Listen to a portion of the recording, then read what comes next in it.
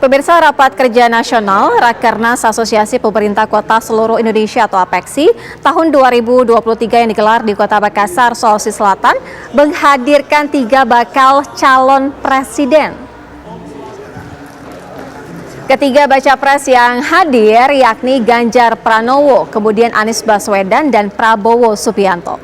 Para baca pres menyampaikan visi dan misi untuk didengar oleh seluruh wali kota se-Indonesia agar kelak pemerintah kota bisa ikut mengawal dan mengintegrasikan visi misi tersebut dalam perencanaan pembangunan. Rakernas APEKSI tahun ini dihadiri oleh total ada 5.000 peserta dari 98 kota se-Indonesia.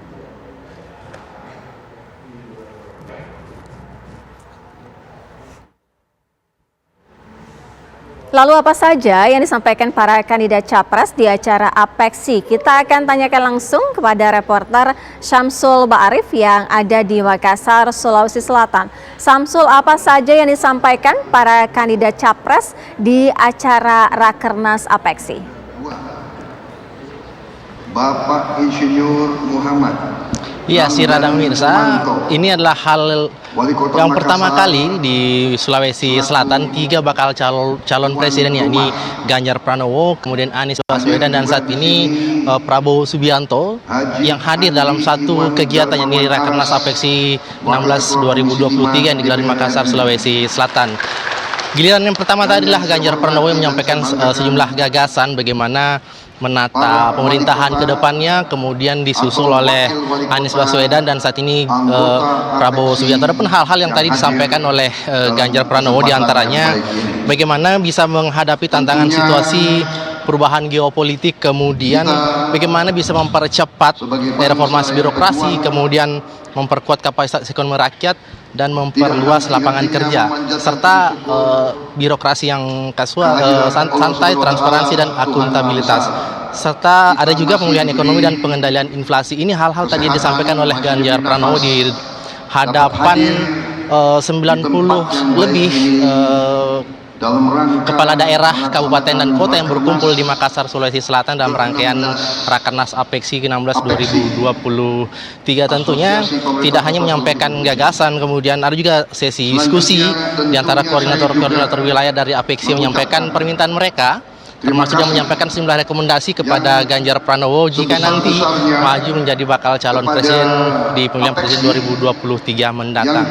Dan lalu kemudian di kandidat yang kedua yang tadi menyampaikan gagasannya adalah Bapak Anies Baswedan yang menyebutkan bahwa ada 3 hal yang penting disampaikan. Yang pertama adalah bagaimana tadi menyampaikan potret Indonesia dalam sebuah peta yang digambarkan bagaimana pemerataan kondisi Indonesia yang tidak merata dilihat dari gambaran-gambaran peta Pulau Jawa, kemudian peta Kalimantan, hingga peta Pulau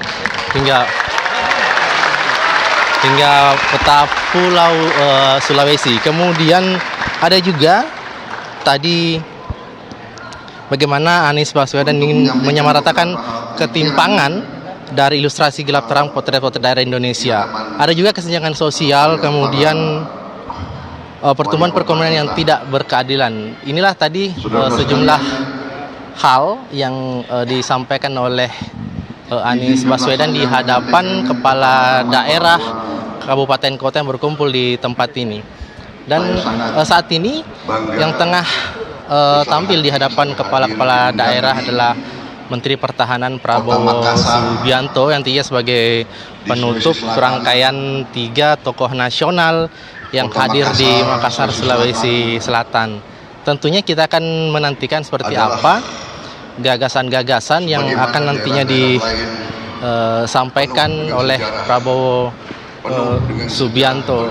Mengingat bahwa hal ini Rakernas APEKSI 2023 adalah kesempatan yang dimiliki oleh para bakal calon presiden untuk menyampaikan gagasan-gagasan mereka, menyampaikan visi dan misi mereka bagaimana menata masyarakat perkotaan, kemudian negeri ini ke depannya.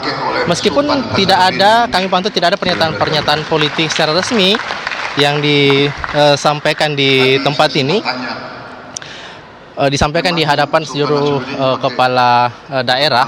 Namun kepala-kepala daerah yang hadir di tempat ini nantinya juga akan memberikan rekomendasi, memberikan harapan-harapan mereka, memberikan penggambaran-penggambaran terkait dengan kondisi-kondisi wilayah masing-masing yang terjadi kepada calon-calon pemimpin bangsa nantinya.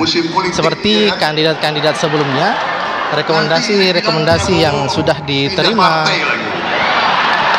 oleh para kandidat akan menjadi bahan pertimbangan bagi penataan bangsa ke depannya. Dan itu tadi seperti apa penggambaran yang disampaikan oleh kandidat-kandidat calon presiden yang hadir di Makassar dalam rangkaian kegiatan APEXI 2023 ini. Sira. Samsul Ma'arif, informasi langsung dari Makassar, Sulawesi Selatan.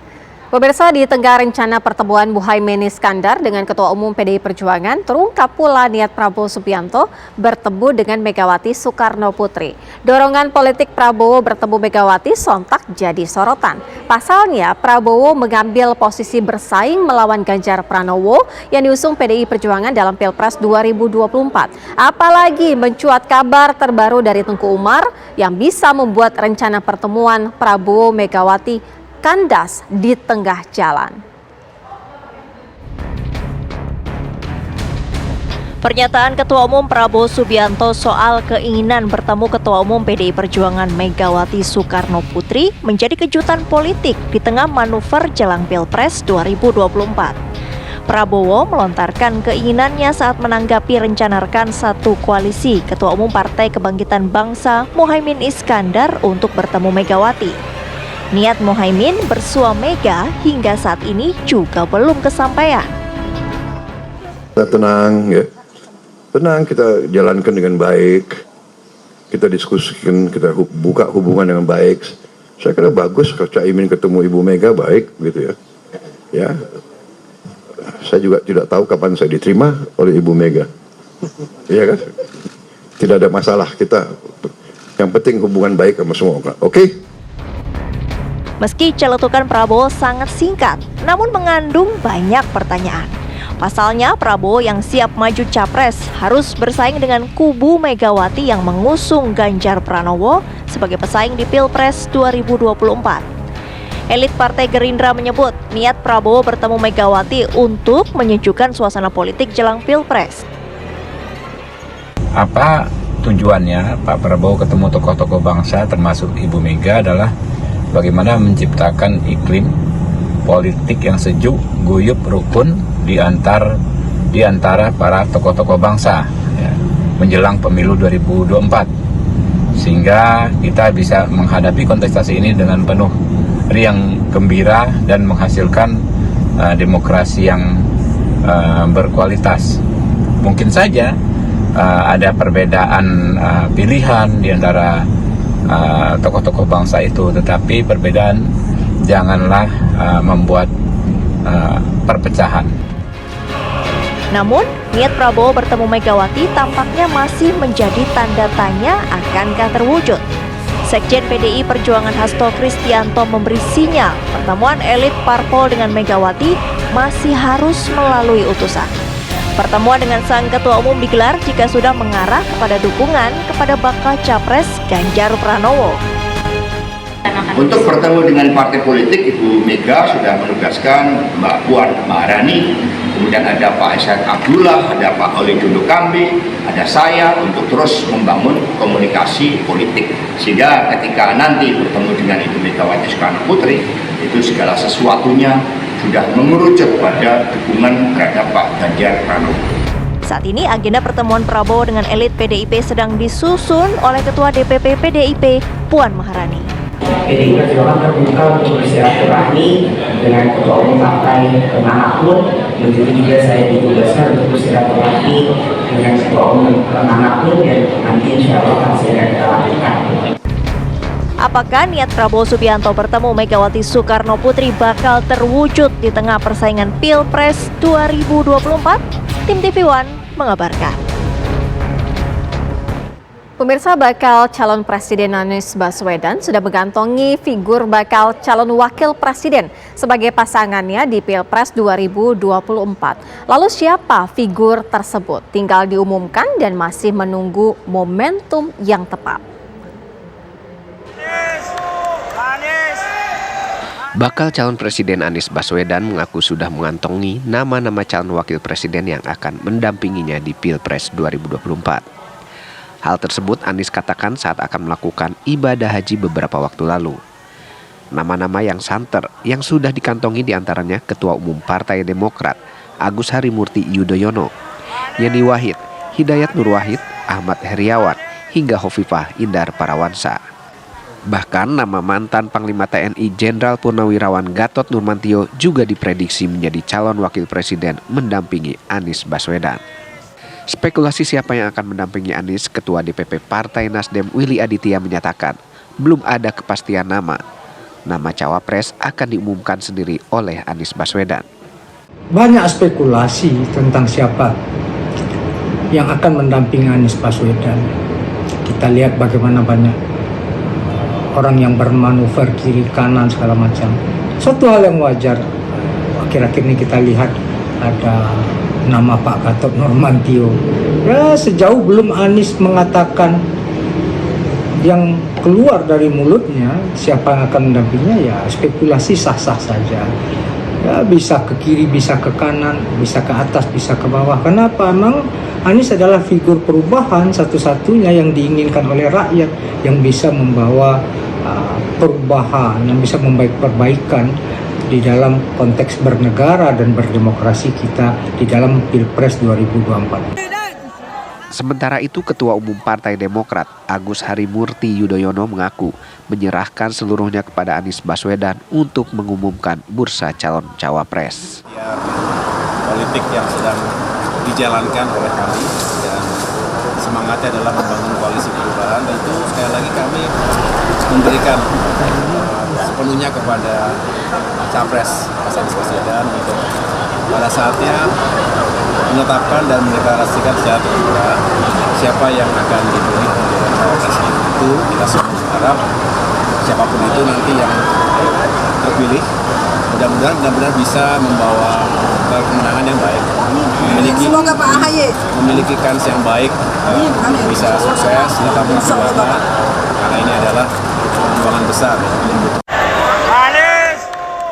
Anies Baswedan akan mengumumkan siapa yang menjadi pendampingnya di Pilpres 2024 setelah mantan Gubernur DKI tersebut pulang dari Tanah Suci. Selasa dini hari, Anies Baswedan tiba di tanah air sepulang dari ibadah haji. Namun hingga kini belum ada sinyal kapan pengumuman itu akan dilakukan. Dari Jakarta, tim TV One mengabarkan. Hasil survei LSI DNI.JA merilis hasil survei tingkat elektabilitas bakal calon presiden. Diketahui elektabilitas bakal calon presiden dari Koalisi Kebangkitan Indonesia Raya, Prabowo Subianto, disebut-sebut terus menanjak. Sementara elektabilitas bakal calon presiden yang diusung PDI Perjuangan, Ganjar Pranowo, berada di posisi kedua setelah Prabowo Subianto.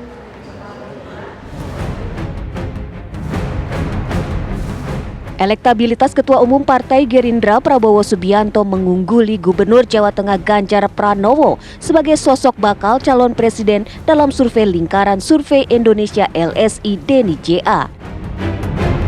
Sekretaris Jenderal DPP PDI Perjuangan Hasto Kristianto pun menanggapi hasil survei tersebut dengan santai. Ia menambahkan pihaknya lebih percaya pada lembaga yang menggunakan teknik metodologi yang tepat dan objektif dalam membaca hasil survei. Kalau Pak DNI.JA kan kamu udah tahu, udah berpengalaman lah. Maka dalam pilkada kami banyak dibantu oleh lembaga survei yang lain, yang objektif, yang berdasarkan metodologi yang tepat. Dari survei LSI DNI.JA terbaru, elektabilitas baca pres Prabowo Subianto mengalami peningkatan. Prabowo memperoleh 34,3%, Ganjar Pranowo 32,7%, dan Anies Baswedan 22,1%. Dari Jakarta, tim TV One mengabarkan. Pemirsa, relawan para pendukung Capres terus bergerak di berbagai daerah demi mempromosikan kandidat mereka. Seperti relawan Anies yang deklarasi dukungan di Bandung dan pendukung Ganjar juga ikut bergerilya di Medan. Sukarelawan Ustadz Sahabat Ganjar mengedukasi warga tentang manfaat kesehatan di balik gerakan sholat di Kecamatan Medan Sunggal, Kota Medan, Sumatera Utara. Edukasi yang dilakukan pendukung Ganjar Pranowo ini diikuti antusias oleh warga yang hadir. Selain memberikan edukasi, Usbat Ganjar Medan juga memberikan bantuan berupa pengeras suara, kipas angin, dan tikar. Bantuan ini diharapkan bermanfaat bagi majelis taklim. Untuk kami gunakan. Sementara itu, ratusan anggota Federasi Serikat Pekerja Transport Indonesia mendeklarasikan dukungan untuk Anies Baswedan sebagai Presiden 2024 di Kota Bandung, Jawa Barat. Anies Baswedan dianggap sangat tepat menjadi calon Presiden 2024 karena sosoknya yang baik dan merakyat. Tim TV One mengabarkan.